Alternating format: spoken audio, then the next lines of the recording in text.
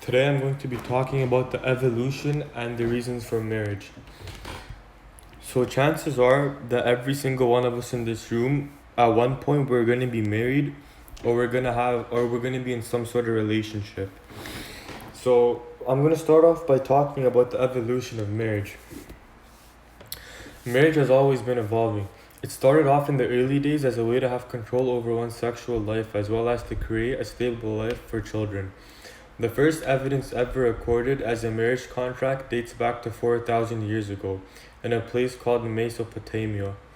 In the early days, people would get married to preserve power, mostly political power.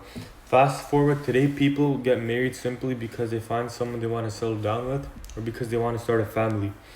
Sometimes it's even because they're pressured to do so by family. Marriage in the back in the old days, women didn't have much of a say in marriage. Most marriages would be forced, some would be arranged, and very few would be love marriages. Over the years, women gained more rights and had a say in marriages, and forced marriages slowly died off, but arranged marriages still exist. But there's a common misconception that arranged marriages and forced marriages are similar, or they're the same thing. That's not true. Arranged marriage is basically when your parents found you a spouse because you didn't find one yourself, or you weren't able to. It's just your parents helping you out. So that's how they're different. Another way marriage has evolved is because of same-sex marriages. I have a YouTube video on the history of marriage.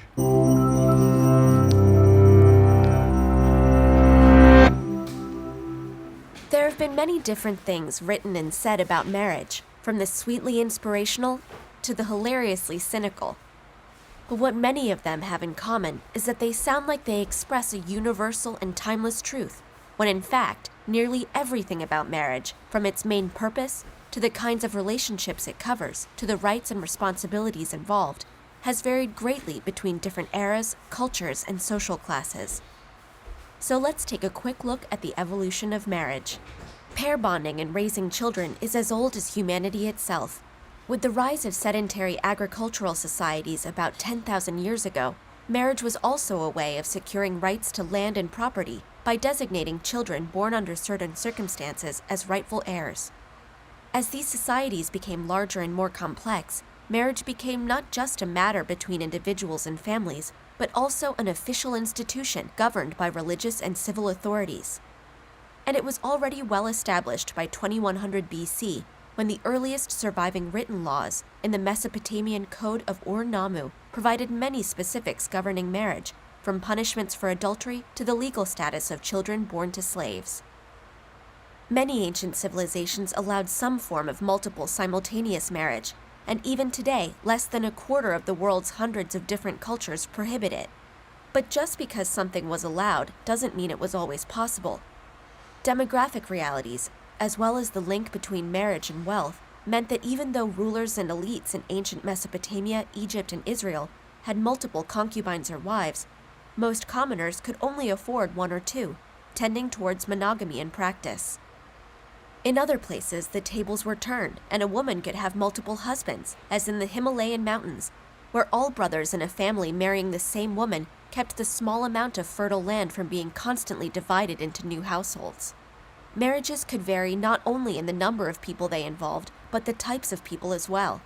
Although the names and laws for such arrangements may have differed, publicly recognized same-sex unions have popped up in various civilizations throughout history. Mesopotamian prayers included blessings for such couples, while Native American two-spirit individuals had relationships with both sexes.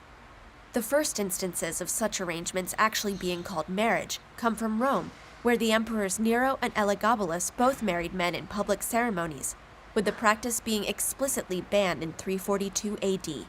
But similar traditions survived well into the Christian era, such as adelphopoiesis or brother-making in Orthodox churches, and even an actual marriage between two men recorded in 1061 at a small chapel in Spain. Nor was marriage even necessarily between two living people. Ghost marriages, where either the bride or groom were deceased, were conducted in China to continue family lineages or appease restless spirits, and some tribes in Sudan maintained similar practices. Despite all these differences, a lot of marriages throughout history did have one thing in common. With crucial matters like property and reproduction at stake, they were way too important to depend on young love. Especially among the upper classes, matches were often made by families or rulers. But even for commoners who had some degree of choice, the main concern was practicality. The modern idea of marriage as being mainly about love and companionship only emerged in the last couple of centuries. With industrialization, urbanization, and the growth of the middle class, more people became independent from large extended families and were able to support a new household on their own. Encouraged by new ideas from the Enlightenment, people began to focus on individual happiness and pursuits rather than familial duty or wealth and status, at least some of the time. And this focus on individual happiness soon led to other transformations, such as easing restrictions on divorce and more people marrying at a later age. So as we continue to debate the role and definition of marriage in the modern world, it might help to keep in mind that marriage has always been shaped by society, and as a society's structure, values, and goals change over time, its ideas of marriage will continue to change along with them. So that was a video on the history and evolution of marriage. So why do people get married? There are many reasons why people get married. People get married because either they love each other or they want to start a family. Maybe it's because getting married supports their beliefs, values, or dreams. People might get married because society says they should, and it may also be a requirement for their religion. A question I have for you guys is there a specific reason why you guys want to get married? For me, personally, it's just because it supports my beliefs, values, and dreams. Here I have a list of reasons why people get married. Religious beliefs, financial stability, to have kids, health reasons, more stable home environment, feeling less lonely, and maybe even for legal reasons. I have another YouTube video on why people get married. Why did you want to get married? I asked because I wanted a family with her. It's so much more than just a certificate or a big celebration. It's like literally saying to that person, I'm going to honor you for the rest of my life. I shopped for a ring and it wasn't for me. It's just really big for a girly girl like myself.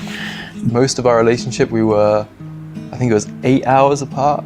So it was quite a lot, and I just wanted to be in the same place as her, and I wanted to wake up with her every morning, and just felt like the right thing to do. I don't know. Terry-Ann was already a part of my family, like she's close with everyone, and I asked just to make it more official, just to help grow my family and make everything, just tying the knot. Yeah. We wanted to get married for a really long time. I was having a bit of trouble with the full coming out experience. We weren't sure how certain people would take the news, and she's from a big, giant Italian family. Eventually, I decided that we weren't waiting. Look, I asked her, obviously, where the story's going. And everyone, by the way, responded super well and amazing. And Grandma was the first person to say, like, she literally walked in. She walked in with the champagne. With champagne, yeah. So. I guess for me, I have to know, like, this is who I'm going to make the rest of these plans, with for life. You have a life partner, and it's you and that person against all odds, against the world.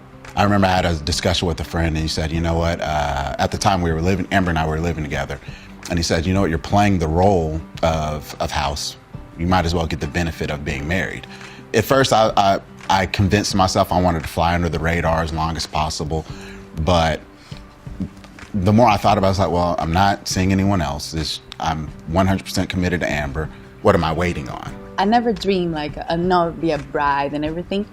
But my mother-in-law said, no, you're going to regret if you don't do it. I think you want to have the pictures and you want to have your dad going in the aisle with you. And she said it once and I'm like, yeah, I think I want all of that. Well, it's because he moved up here. He took a job in the city. It was kind of a necessity because we didn't want to be apart, and we certainly would not live together. And so we had to get married. Yeah. I didn't think marriage was necessary. I knew that I didn't need a contract. But Renee felt that for the sake of her children and grandchildren, she would like us to get married. I remember when I was in 8th grade, I told my mom that I was going to marry Abe Hahn. And I don't think she was expecting it. We were driving and she kind of screeched to a stop, and she was like, "What?" I think we would have been married probably, the first year if our parents would have let us. George's son had a scholarship to Vassar, and they looked at both parents' incomes. The combination of the three people, his mother, his father, and his stepmother, would disqualify him. We waited till his senior year. Well, I think I had reached a point. I had dated through my 20s. I was in my early 30s, and I was just kind of ready to settle down with the right person. I was thinking about having kids, etc. I just felt totally relaxed with Jill and in love. We dated from the time I was 17, and we dated for 5 years. And back then, if you weren't married by 22, then you were going to be an old maid. So I kind of gave him like a time limit after I graduated college. And if he didn't ask me in a couple of months from there on, I was on to my next move. But he asked. So I had to leave my mother's cooking to get married. Well, we were 20 when we were married. But my parents had moved away, and I was working, and I was very unhappy, living with a friend. And one day we were sitting outside of his house, and he saw how unhappy I was, and he said, "We're going to get married." And I went, "Okay." I think we both wanted a family. We were very young. We got married when we were 23. But back then, you didn't live together because you knew it would have hurt your parents. It was time for him to get married. I was 23 and he was 33. Those days, 33 was old. Well, I was a modern man. It seems that for most young women in the early 1950s, the goal was to get married. Career was thought of as more of a temporary thing until you wound up with a husband and had a family.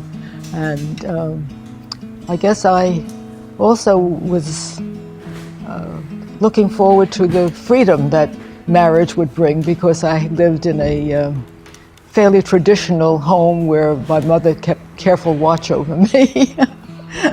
I loved her. And so why shouldn't I ask her to get married? Yes. So that's the end of that video. The next part is intimacy. What is intimacy in a relationship? Intimacy in a relationship is a sense of feeling close and emotionally supported and connected.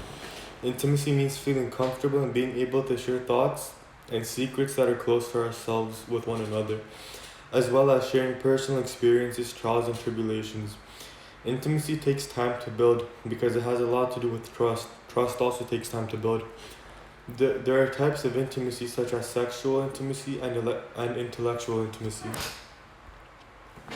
Why intimate relationships are important for individual development? Intimate relationships provide a sense of feeling loved or wanted. When in intimate relationships, people find themselves discovering and wanting more emotional and sexual needs. Why people form intimate relationships? People form intimate relationships to fulfill emotional and or sexual needs. People may form intimate relationships to seek social approval, boost self-esteem, to feel loved and wanted. People may also form intimate relationships to start a family and to have kids. There also may be other personal reasons as well. So I'm going to talk about attraction and mate selection.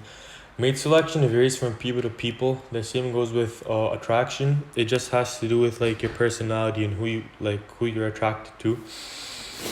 There's a variety of mate selection theories such as social homogamy, complementary needs, ideal mate, social exchange, and propinquity theory. So there are 5 theories. The first one is social homogamy, which means the two people are from the same culture, ethnicity, same race, and they're around the same age. Social homogamy basically just means like they're very similar in terms of these these things. Complementary needs is when the opposite needs of two individuals are combined to complement each other. Ideal mate is basically partners who are similar to each other and love and accept each other. Social exchange is a relationship created through a process of cost-benefit analysis, basically measuring the amount of effort each person put in. The propinquity theory is marrying someone you know. For example, someone from your high school, college, university, or maybe your place of work. Question I have for you guys is which one of these theories would you prefer? Personally, I would prefer the ideal mate theory. So how the institution of marriage evolved over time. Over time, marriage has evolved drastically. Back in the 1900s, for example, people would get married at a younger age since life expectancy was low. But now people are allowed to get married by the age of 18. Another way marriage has evolved over time is because of the LGBTQ community. In Ontario, gay marriage was legalized in 2003, and that was a significant change in the institution of marriage. Marriage traditions and courtship. Every religion or different places around the world have their own unique marriage traditions. For example, I am Muslim, and the religion I follow is Islam. And in Islam, men are allowed to have up to 4 wives under certain circumstances. Men are required to give meher, which is basically a gift the groom gives to the bride before you get married. And it could be anything the bride wants, like a house, a car, money. So it's up to her, like anything she wants, the groom basically has to give. But it's better if you pick what you want based on the groom's financial income and financial stability. The marriage contract in Islam is called the nikah, and it's advised to keep the wedding simple and like feed people, and if there's leftover money to give to the poor. So question I have for you guys is what marriage traditions do you guys follow? How social norms influence formation in relationships. Social norms can highly influence relationships. This is because a couple may be influenced by a social norm and they might want to bring changes in their own relationships. Social norms can influence people to get married as well, because it's a social norm. Getting married is a social norm. So why do we care? A question I have for you guys is why do we care so much about social norms and what people think? I think it's just because it's human nature. Like we think a lot about what other people think. So how roles are negotiated in a relationship. It would be a good idea to sit down and discuss the roles in the relationship with your partner. When you think that things are getting more serious, like for example, when you're thinking of moving in or just taking the next steps in your relationship, couples should discuss, for example, how they're gonna sort out house chores like laundry, cleaning, like doing the dishes, and even things like how bills are gonna be split, if they're gonna be split at all. Is there another way to negotiate roles in a marriage? An idea I had was maybe a contract outlining the roles and responsibilities of each couple, but I think that's pretty extreme. It would be way better if the couple just sit down and discuss the roles amongst themselves. So what are some challenges faced by couples? Some challenges faced by couples can be difference in political beliefs, previous trauma, stress, difference in priorities, not getting along with in-laws, not giving each other enough time, some expectations not being met. For example, like the whole splitting the house chores, that can be a challenge faced by couples, and financial problems. So a question I have for you guys is how can couples overcome these challenges? I think a good idea for couples to overcome these challenges would go to couples therapy and talk it out with a third person, but you'd have to pay for that and it could get pretty pricey. So I would probably recommend just sitting down with a mutual friend and coming up with a solution, if anything. That's the end of my presentation. Thank you.